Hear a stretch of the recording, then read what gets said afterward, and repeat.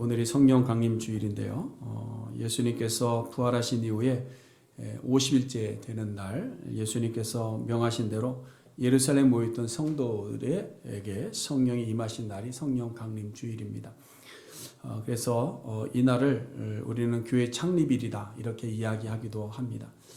그래서 교회의 시작을 성령께서 오순절 마가다락방에 임하시면서 세워졌던 예루살렘 교회가 창립교회이고, 오늘날 이 땅에 세워지는 모든 교회들이 예루살렘 교회로부터 파생되어진 설립된 교회들로 이렇게 봅니다. 그러나 우리가 교회를 하나님 나라라는 개념으로 이해하게 되면 교회의 시작이라는 것이 오순절 성령 강림으로 시작된 것이 아니고, 사실은 하나님께서 천지를 창조하시는 그 순간 하나님의 나라와 하나님의 교회가 시작된 것입니다. 그리고 이제 타락한 이후에는 아브라함을 특별히 구별하시죠. 아브라함을 구별하셔서 선민을 이제 구별해내는 과정을 거칩니다. 그리고 이스라엘이라는 민족을 애굽에서 건져내서 광야 교회를 세우시고 민족 공동체를 만든 것이죠. 이것이 교회의 뿌리들입니다. 그리고 이제 신약에 와서는 예수 그리스도의 죽으심과 그 다음에 부활 이후에 성령께서 강림하심으로 교회가 세워지고 온 민족 구원을 위해서 눈에 보이는 유형 교회가 이제 세워진 것이죠. 그래서 우리가 예루살렘 교회가 교회의 창립으로 보고 오늘날 세워지는 모든 교회들을 설립으로 보는 것입니다. 그러므로 구약에서 이스라엘 민족 공동체적인 하나님의 나라가 이제 신약으로 와서 예수 그리스도를 믿는 모든 민족에게로 확장되어진 것이죠. 그것이 교회입니다. 그 날을 기념하는 것이 오순절 성령 강림 날이고 성령 강림 주일입니다.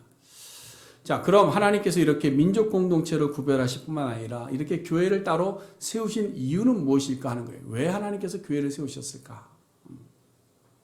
그것은 바로 죄로 인해서 타락한 우리의 인류를 다시 온전한 사람으로 만들어 가시기 위함입니다. 타락한 우리의 인류를 다시 온전한 사람으로 바꾸어 주시기 위한 하나님의 계획이 어디에? 교회 안에 있다라는 거예요. 그래서 오늘 본문을 가지고 우리는 온전한 사람이라는 제목으로 함께 말씀을 나누려고 합니다. 여러분 13절 말씀을 다시 한번 보시면, 우리가 다 하나님의 아들을 믿는 것과 아는 일에 하나가 되어 온전한 사람을 이루어, 이렇게 되어 있습니다. 온전한 사람을 이루어. 여기서 온전하다는 말이 의미가 뭘까 하는 거예요. 온전하다는 말의 의미가 뭘까? 여러분 12절에도 보면 지난주에도 봤지만 거기도 보면 온전하다라는 단어가 나옵니다. 근데 이 단어와 13절의 온전한 단어가 다릅니다. 다른 원어를 사용하고 있어요. 12절에서 온전하다라는 말의 의미는 조화를 이루는 겁니다. 틀어진 것을 바로잡는 것이죠. 그래서 제가 지난주에 이 삐뚤어졌던 뼈를 다시 맞추어서 바로되게 하는 것, 그것이 온전함의 의미다라고 설명을 드렸습니다. 또한 부족한 부분을 채워서 조화를 이루어가는 것, 그것이 바로 온전하게 하는 것이다. 근데 오늘 13절에서 온전하다는 말의 의미는요, 조금 다른데, 이것은 성숙과 연결되어져 있습니다. 성숙하게 되는 것, 장성하여 자라가게 되는 것, 이것을 온전하다라고 표현하고 있는 것이죠. 그래서 오늘 본문에 보시면 13절에서도 그리스도의 장성한 분량이 충만한 데까지 이른다 이렇게 되어 있고, 14절에서는 어린아이의 때를 이야기하고 있고, 그 다음에 15절에는 그에게까지 자랄지라 이렇게 표현하고 있습니다. 다 어디로 연결되는가 하면 온전하다는 단어로 연결되고 있는 겁니다. 그래서 온전한 것은 충만한 데까지 이루고, 어린아이 때를 벗어나고 장성한 데 이루고, 그에게까지 자라나는 것, 그것이 바로 온전함입니다.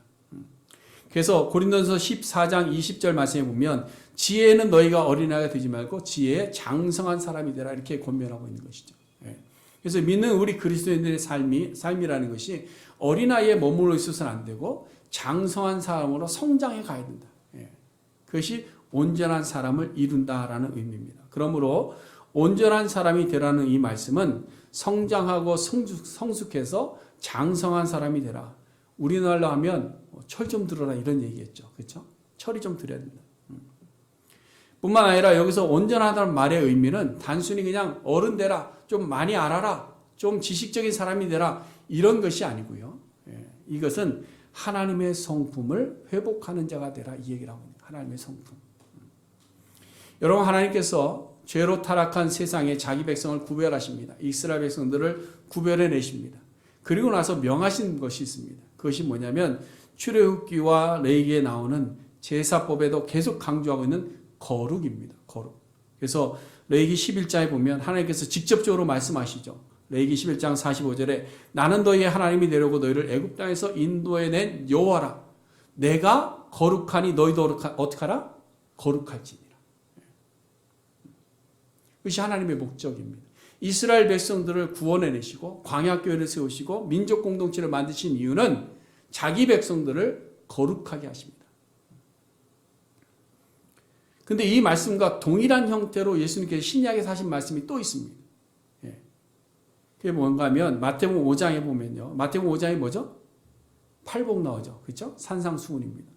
그 산상수훈의 말씀 중에 보면 구별된 자들의 삶에 대해서 쭉 이야기하시고 나서 마태복음 5장 48절에 이렇게 말씀합니다. 그러므로 하늘에 계신 너희 아버지의 온전하심과 같이 너희도 온전하라. 똑같은 맥락이죠. 그렇죠? 내가 거룩하니 너희도 거룩하라. 하나님이 온전하시니 너희도 온전하라. 같은 말입니다. 그러므로 구별된 백성들, 교회는 거룩해야 되고 온전해야 됩니다. 이것이 하나님의 뜻입니다. 이것이 하나님께서 우리를 이곳에 불러 모아주신 이유인 줄로 믿습니다. 오늘 사도 바울이 에베소 교회에 편지하면서 강조하는 것도 뭐냐? 온전하게 되라. 온전한 사람이 되어라. 여러분, 사도 바울은 복음을 전하는 이유, 목숨을 걸고 선교행을 다니면서 모진 고난과 고통과 아픔을 다 감내하면서도 가는 곳곳마다 교회를 세우신 이유가 뭐냐? 하나님의 백성들을 모으고 교회를 통해서 그들을 온전한 사람 되게 하시는 목적이었습니다. 그것이 사도 바울의 유일한 목적입니다. 그래서 여러분 골로새서 1장 28절에 보면 우리가 복음을 전파하는 이유는 이렇게 되어 있습니다. 우리가 복음을 전파하는 이유는 각 사람들을 그리스도 안에서 완전한 자로, 이것은 온전한 자로, 이 얘기라고, 온전한 자로. 우리가 복음을 전파하는 이유는, 내가 교회를 세우는 이유는 온전한 사람 만들기 위함이다. 사도 바울만 이야기를 하는 것이 아니라 야고보 사도도 야고보서 1장 4절에 보면 인내를 온전히 이루라. 이는 너희로 온전하고 구비하여 조금도 부족함이 없게 하려 함이라. 그러므로 여러분, 교회는요, 온전한 사람이 되어져 가는 공동체인 줄로 믿으시기 바랍니다. 우리가 이곳에 모인 것은 온전한 사람 되어가기 위해서 하나님께서 모아주신 거예요. 세상 가운데 그저 위로받기 위해서 모인 것이 아닙니다. 그저 우리끼리 모여서 서로 위로하고 좋아하고 사랑하고 거기서 만족하라는 것이 아니라 온전한 사람으로 자라가라고 교회를 만드시고 교회 안에 우리를 불러주신 줄로 믿습니다. 그러므로 여러분, 교회는요, 결과가 아니고 교회는 뭘까요? 과정입니다. 교회는 결과가 아니에요. 내가 교회 들어왔으니까 끝났다. 아니에요. 그래서 오늘 사도 바울도 14절에 뭐라고 이야기합니까? 이는 우리가 이제부터, 이렇게 되어 있는 거예요. 이제부터라는 말은 뭐냐? 새로운 변화의 과정을 이야기하는 겁니다. 새로운 과정을 향해서 달려가고 그 길을 위해서 출발했다는 이야기를 하고 있는 겁니다. 한 사람의 인격이 온전하게 자라려면 반드시 여러분 과정이라는 것을 지나야 됩니다.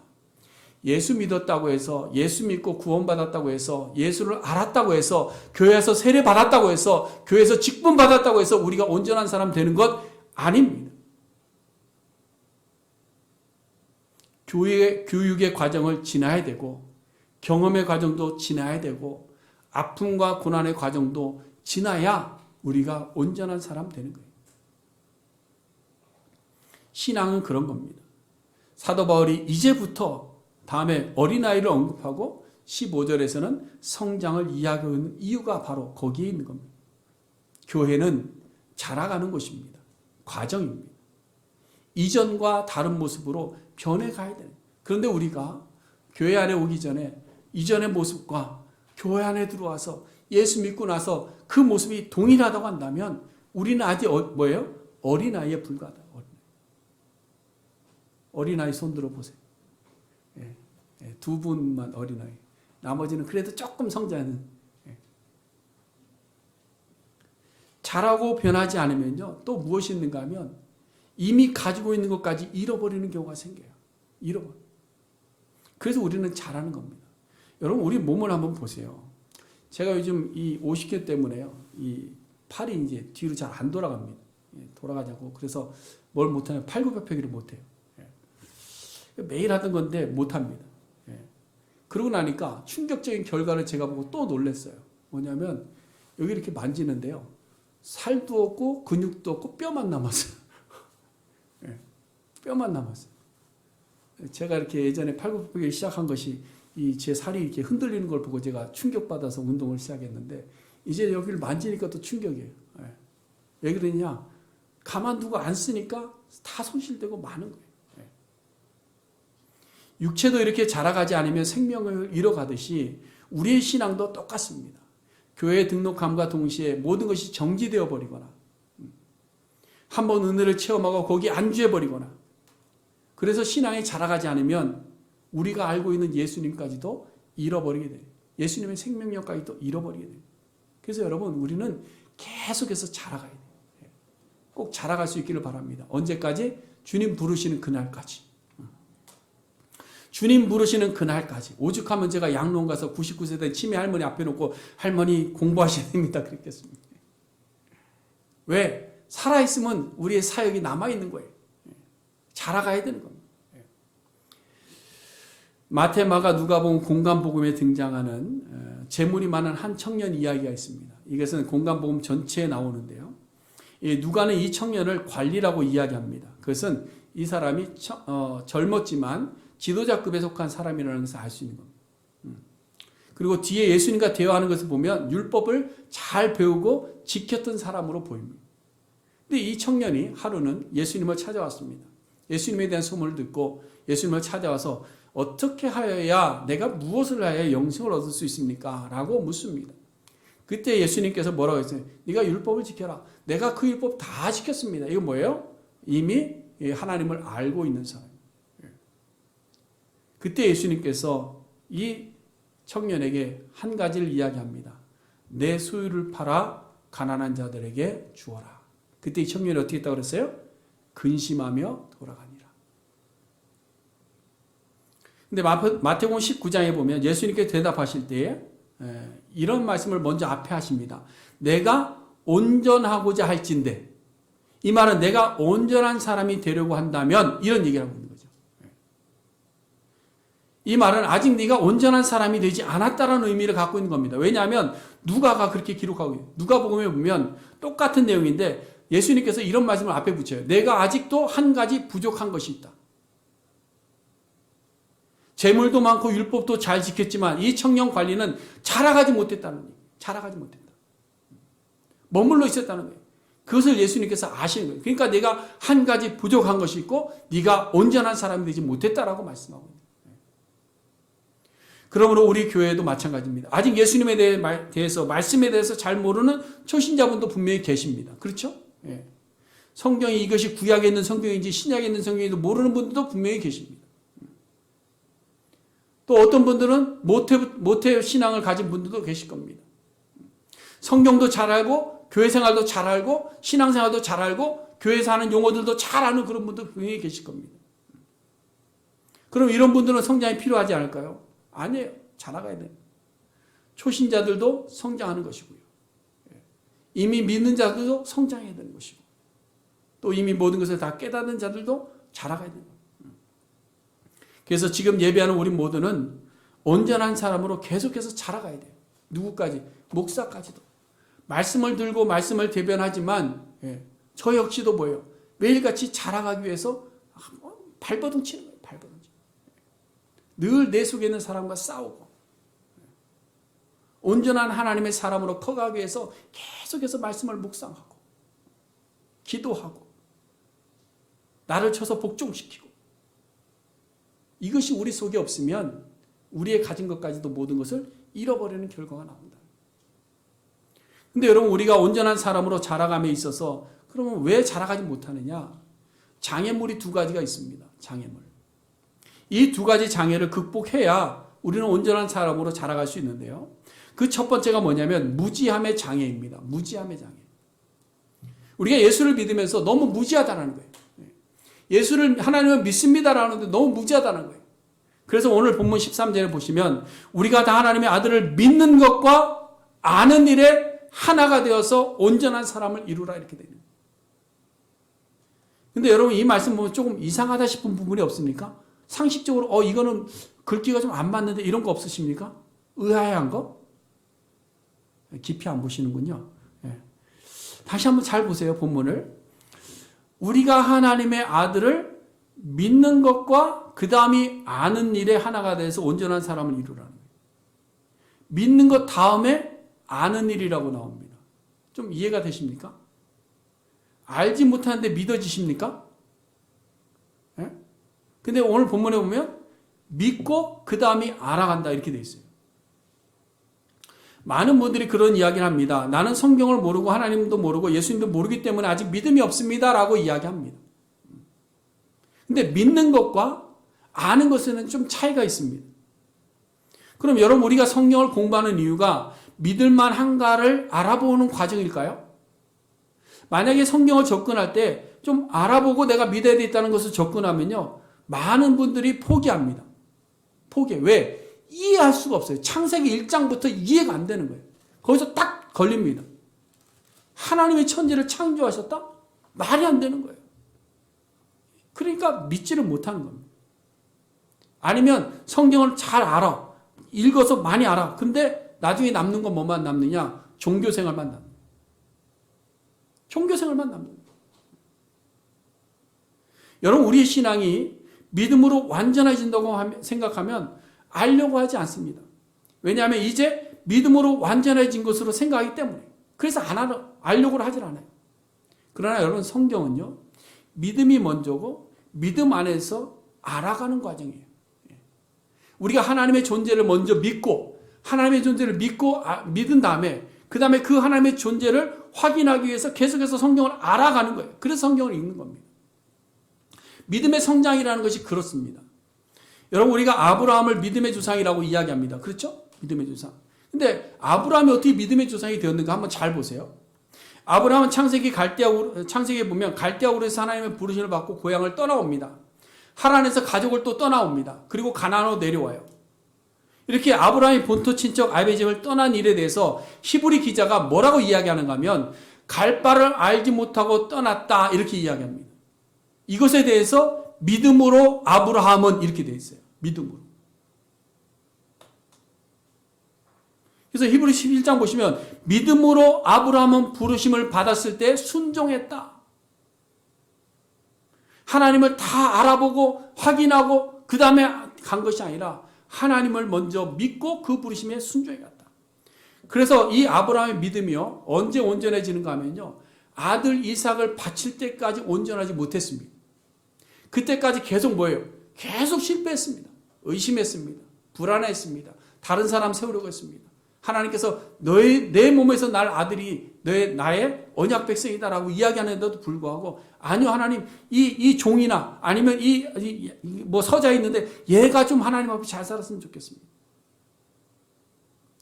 끝까지 그래 끝까지. 근데 마지막에 이삭을 제물로 바치라고 할 때 이삭을 바치고 나서 하나님께서 그의 믿음을 보시는 거예요. 그 믿음이 온전해지는 것을 보는 겁니다. 그러니까 여러분 우리는 믿음으로 부름받고 온 거예요. 예. 여러분 하나님을 몰라도 성경을 다 몰라도 우리가 부르심을 받은 것은 오늘 성경 강의 중인데 성령께서 우리의 마음을 감동하셔서 우리를 불러주신 거예요. 그게 믿음입니다. 그럼 그 믿음이 어떻게 되느냐? 점점 알아가면서 자라가는 거예요. 예. 그래서 처음에 교회 오면 뭔가가 다 불편해요. 예. 불편하고 무슨 말을 하는지 잘 모르겠어요. 지금도 아마 제가 하는 말을 목사님 그 말이 뭔지 잘 모르겠 이런 분이 분명히 계실 거예요. 예. 근데요, 여러분 마치 우리 어린 자녀들을 보면 이 땅에 출생했을 때 나자마자 부모를 확인해 봅니까? 이 사람이 진짜 내 부모가 친자 확인을 한번 해볼까? 그래서 확인하고 이 사람 내 부모 맞구나. 그러니까 내가 부모한테 잘해야 되겠구나. 이러나요? 아니잖아요. 그렇죠? 나자마자 뭐예요? 부모인 줄 알아요. 믿음이라고 저는 생각합니다. 그래서 그냥 부모로 믿고 배고프면 울고 불편하면 울고 기분 나쁘면 떼쓰고 뭐 기분 좋으면 웃고 뭐 그러는 거지.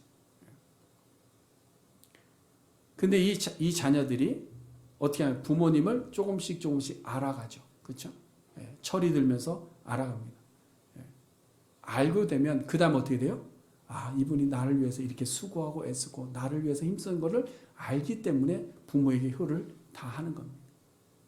그때 진짜 자녀가 되는 것이죠. 마찬가지로 우리의 신앙은 믿음으로 시작해서 하나님을 알아가는 겁니다. 그래서 하나님을 알아가는 것이 얼마나 기쁘고 감사하지만, 그래서 감격이 거기에 있는 거예요. 감격이 나에게 감격이 있었으니까 믿는 게 아니고 믿음 가운데 그것을 다시 확인하기 때문에 더 기쁘고 감사한 거예요. 근데 우리가 이 알아가는 과정을 포기하기 때문에, 게을리하기 때문에 뭐예요? 믿음이 자라가지 못하는 거예요. 오랜 시간 교회 생활을 해도 알지 못하고 믿노라 하기 때문에 종교가 되어가는 것입니다. 교회의 일꾼이 되어야 하는데 교회의 일감이 되어버리고 마는 것입니다. 교회 생활에는 익숙해져 가는데 하나님이 기뻐하시는 일을 선택하는 일은 여전히 낯선 겁니다. 생소한 거예요. 저희 교회는 지금까지 9차 성경 통독 했고요. 금년에 이제 10차 성경 통독인데, 여러분 왜 성경을 읽어야 될까요?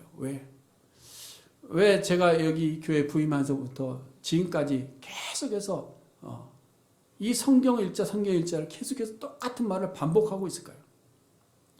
성경을 읽는 것이 알아가는 일의 첫 번째이기 때문에 그렇습니다. 성경을 읽지 않고 믿는 믿음은요, 어린아이의 때를 벗어날 수가 없어요. 어린아이의 때를 벗어날 수가 없어요. 히브리서 5장에 보니까 멜기세덱에 대해서 이해하지 못하는 자들 향해서 이렇게 말씀합니다. 때가 오래되었으므로 마땅히 선생이 되었을 터인데, 너희들이 이제 시간이 많이 지났으면 너희들이 이제 선생이 되었을 텐데 여전히 너희가 초보에 대해서 가르침을 받고 있으니 너희가 아직 젖을 먹는 어린아이에서 벗어나지 못했다.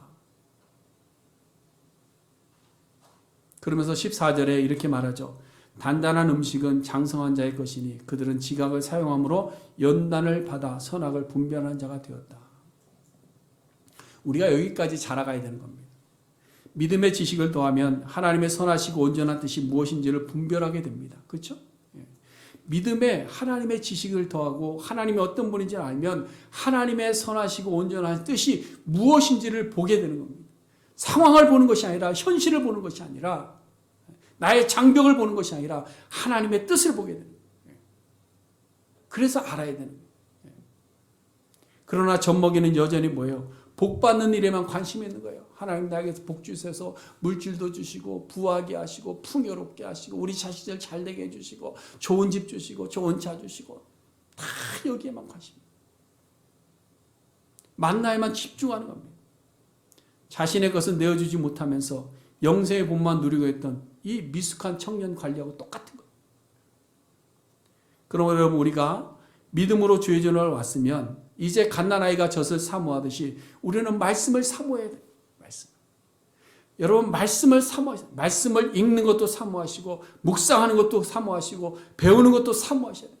그래야 우리가 온전한 사람으로 자라갈 수 있는 줄로 믿습니다. 그래서 여러분, 아침, 점심, 저녁으로 읽자고 제가 매일같이 카톡 올려드리잖아요. 그렇죠? 밥은 안 굶는데 우리가 다이어트를 위해서는 굶지만 말씀은 다이어트 하지 마세요. 아침, 점심, 저녁으로 말씀을 꼭 읽고 묵상하고 그때마다 성령께서 깨닫게 하시는 것이 무엇인지를 알아가는 그런 우리 모든 성도님들 될 수 있기를 바랍니다. 그래서 이 지적인 문제를 우리가 해결해야 우리가 장성한 사람으로 성장하게 됩니다. 그 다음에 두 번째는요, 현실적 고난의 장애입니다.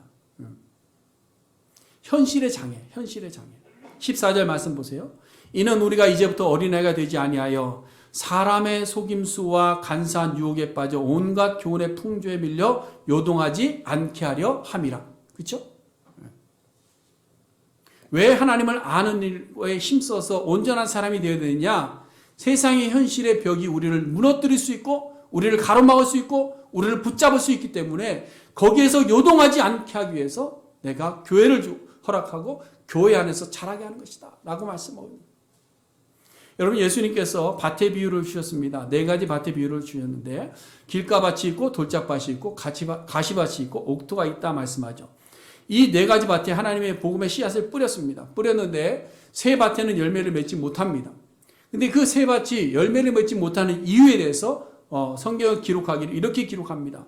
길가는 마음이 강팍해져 있기 때문에 말씀에 아예 귀를 닫아버렸다. 말씀이 증거되어지고 말씀을 읽어도 귀를 닫아버리는 겁니다. 우리가 말씀을 듣는 시간에 우리의 마음이 딱 콩밭에 가 있는 거예요. 그러니까 말씀이 떨어져도 그 말씀을 악한 자들이 다 빼앗아가 버립니다. 그 다음에 돌짝밭이 있습니다. 이거는 환란이나 박해의 돌에 막혀서 결신하지 못하는 겁니다. 예수 믿고 막 시작하려고 하는데 갑자기 뜨거워졌어요. 은혜 받고 막 뜨거워서 하나님 내가 주를 위해서 살겠습니다. 주야 주야 했는데 갑자기 밖에 나가보니까 막 갑자기 누가 나를 사기치고 누가 나를 괴롭히고 누가 나에게 험담하고 이런 일이 그러니까 그것 때문에 모든 것 주여가 사라져 버리는 거예요. 그 다음에 가시밭은 뭐예요? 세상의 염려와 재물의 유혹으로 인해서 근심해서 돌아가 버리는 거예요. 뭐니 해도 뭐가 문제예요? 머니가 문제죠. 그러니까 믿습니다 했는데 우리는 가서 머니 걱정하고 있는 거예요. 우리 현실입니다. 이 현실의 문제를 극복하지 못하니까 우리가 자라가지 못하는 거예요.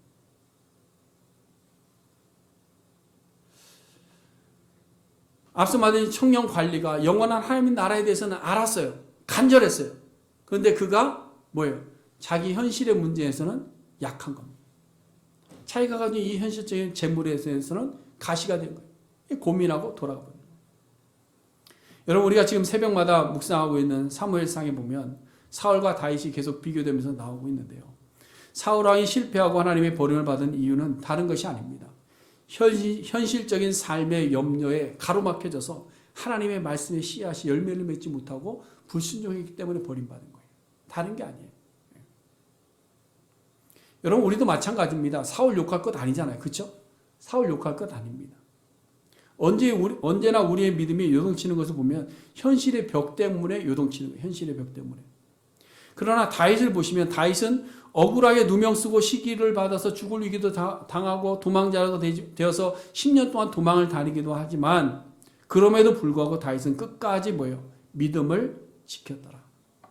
하나님께서 오시는 손길을 체험하면서 하나님을 더욱더 깊이 알아갔고 모든 고난 중에도 하나님과 더욱 깊은 교제를 통해서 그가 남긴 유산이 뭐죠? 찬양의 시들입니다. 그것이 바로 뭐예요? 시편이에요. 시편. 우리가 시편을 얼마나 좋아합니까? 그렇잖아요? 다른 성경은 못 읽어도 시편은 잘 읽잖아요. 그렇죠? 시편과 잠언은 너무 우리의 꿀이에요. 꿀. 그러니까 시편 잠언은 너무 좋아요. 다른 거는 졸려도 그것만 누가 남겨냐? 다윗이 한 거예요. 다윗이 다 고난당하고 고통당하고 아픔을 겪어가면서 하나님을 신뢰하면서 지었던 시들. 그러나 여러분 우리가 자주 듣는 이야기지만 시험은요. 우리 넘어지라고 주어지는 것이 아니고요. 시험은 극복하라고 주어지는 겁니다. 믿으시기를 바랍니다. 우리에게 주어진 시험과 환난과 아픔은 극복하라고 주어지는 것이지 그것에 걸려 넘어지라고 허락하신 것이 아니라는 사실이에요. 그래서 야고보 사도는 이렇게 말씀합니다. 야고보서 1장 2절과 4절에 내 형제들아 너희가 여러 가지 시험을 당하거든 온전히 어떻게 여겨라? 기쁘게 여겨라. 너희가 시험을 당하는데 온전히 기쁘게 여겨라.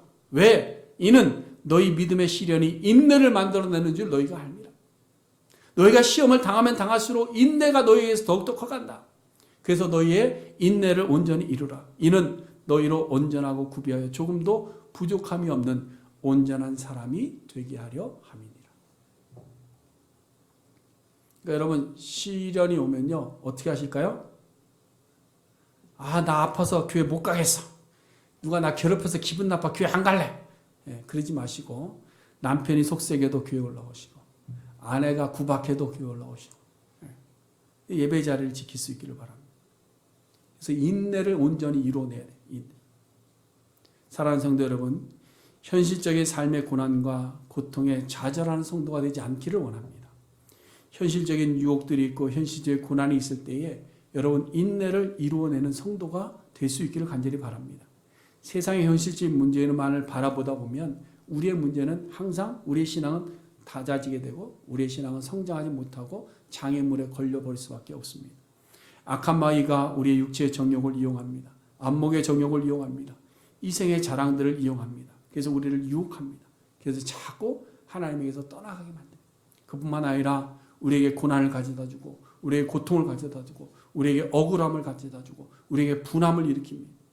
이런 것들이 우리의 성장을 가로막게 하는 거예요.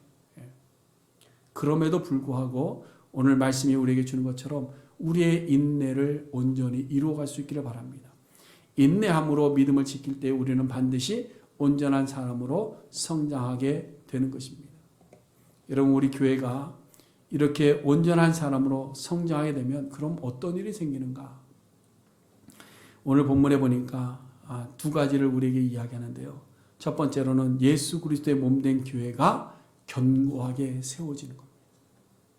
여러분, 우리가 하나님을 아는 일과 또 우리의 모든 시련들을 인내로 극복해 갈 때 뭐가 세워지느냐? 내가 좋은 것이 아니라 교회가 세워진다는 거예요. 교회가. 그리스도의 몸된 교회가 세워지는 거예요. 네. 몸된 교회. 그래서 여러분 15절과 16절 말씀 보세요.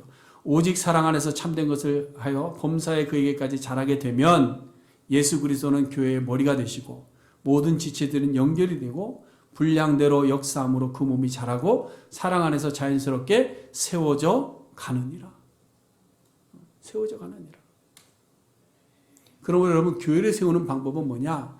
내가 아는 일에 열심내고 내가 현실적인 문제를 극복해 가고 내가 온전한 사람이 되어져 갈 때에 교회가 세워지는 줄로 믿습니다.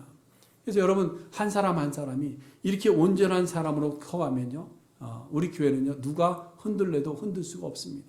왜 교회들이 흔들리느냐? 악한 영들이 들어가서, 신천지가 들어가서 교회를 흔들어서 금방 확 넘어지는 이유가 뭔 줄 아십니까? 교회에는 모든 성도들이 온전하게 자라지 못했기 때문에 흔들리는 거예요. 아는 일에 힘쓰지 않습니다. 아는 일에 힘쓰지 않아요. 현실의 문제가 닥쳤을 때 그저 그 현실만을 바라보면서 원망하고 불평합니다. 그러니까 슬쩍만 흔들어도 다 넘어지게 되죠.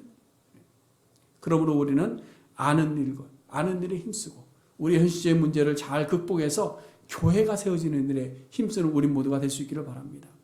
두 번째로, 온전한 사람으로 자라가야 될 때에 우리는 지혜를 말하는 자들이 돼요. 그래서 우리의 입이 변합니다. 고린도전서 2장에 보니까 온전한 자들은 지혜를 말한다 이렇게 되어 있습니다. 하나님의 온전한 백성들은 우리의 입으로 말하는 것들이 지혜의 말들아. 지혜의 말이 뭐예요? 하나님의 말씀을 가지고 전하더라. 하나님께서 우리에게 허락하시는 일들을 전하더라.